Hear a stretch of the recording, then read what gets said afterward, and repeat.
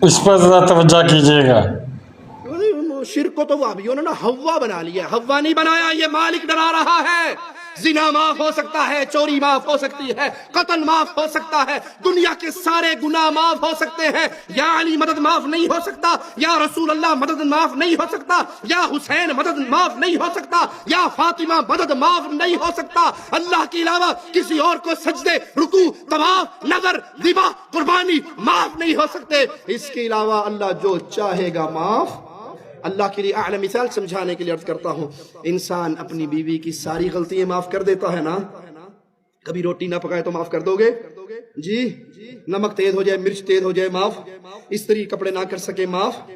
ये अलग बात है, आजकल सारा काम बाजार से होता है, बीवी करती नहीं। मैं वैसे मिसाल दे के समझा रहा हूँ, माफ कर दोगे। और अगर वो आपकी इज्जत में किसी और को आपके बिस्तर का शरीक बना दे तो ये माफ। बोलो, ये माफी।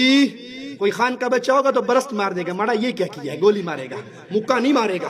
बाकी कोई लितर पेट्रोल करके उसको तलाक दे देंगे, लेकिन गैरत वाले ये बेगैरती बर्दाश्त करते हैं। आपने बीवी को पैदा किया, आपने उसको रिज़्क दिया, उस मालिक के बारे में क्यों नहीं सोचते जिसने पानी के गंदे कतरे से तेरी तस्वीर तेरे माँ के रहम में बनाई थी, तुझे माँ के पेट में पाला था, 3 पर्दों के पीछे तेरी खुराक का बंदोबस्त किया था, जब तू 9 महीने का बार हो गया था तुझे पंचतन पाक ने मिलके बाहर निकाला था।